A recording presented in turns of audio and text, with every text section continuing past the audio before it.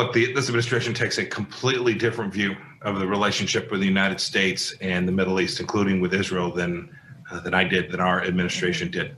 We understood that the greatest threat to the American people was terror emanating from the Islamic Republic of Iran, and that our greatest friend and ally in the region was the Jewish homeland, the people of Israel. We knew those two facts, and we built out a foreign policy around that to secure American freedom and to create prosperity here at home.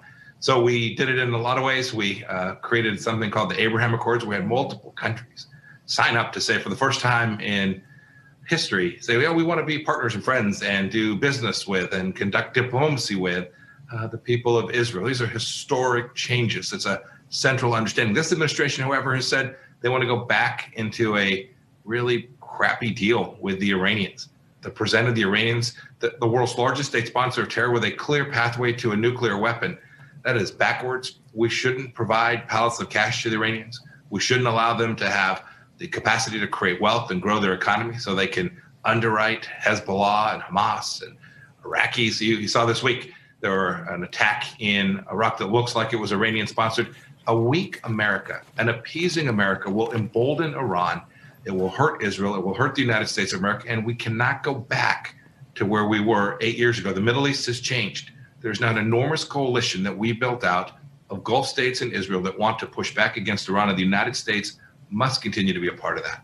Yeah. Speaking of the Abraham Accords that you just mentioned, all of the high-profile brokered pacts between Israel and its neighbors in the Mideast, all the work that the Trump administration, you and others did, why does the Trump administration not get more credit? It's really frustrating to watch in terms of the media coverage. And I mean, these are huge things that happened that benefited not only the U.S. and Israel, but the world.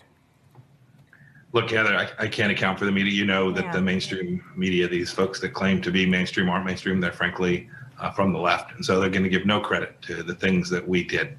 But make no mistake about it. The people of Bahrain, the people of the Emirates, people in Israel and these other nations, they know what we did. They know America was a great partner and a great friend, and that Israel can be a great partner and a great friend with them. This will redound to the benefit of the people of the United States for an awfully long time. And I think history will reflect the greatness of the work that we did and the importance it has to America.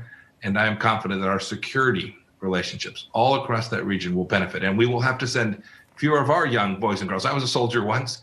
We'll have to send fewer of our young boys and girls to the Middle East to fight because of the work that our administration did in the Middle East. I'm really proud of that work, and I'm confident it will stand the test of history. Yeah, I want to talk a little bit more about what you touched on in terms of the Iran nuclear deal, the announcement that was made at the G7 summit. Do you think it's inevitable that the Biden administration rejoins the Iran nuclear deal?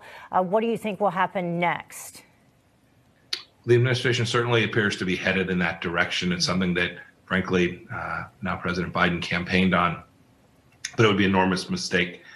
Remember, too, we had reinstated an arms embargo on Iran, and now the administration went yesterday and said, nope, we're no longer going to do that. Now Iran has the capacity to buy weapons from China and from Russia and to sell weapons all around the world and proliferate their nuclear lessons and learning as well. These are dangerous things. They're things that we ought not to let them do. Our administration didn't. And if they go back to that same JCPOA, look, you may get relief for 6 months or a year, but inevitably you are allowing the Iranians to have the capacity to build out a nuclear weapon.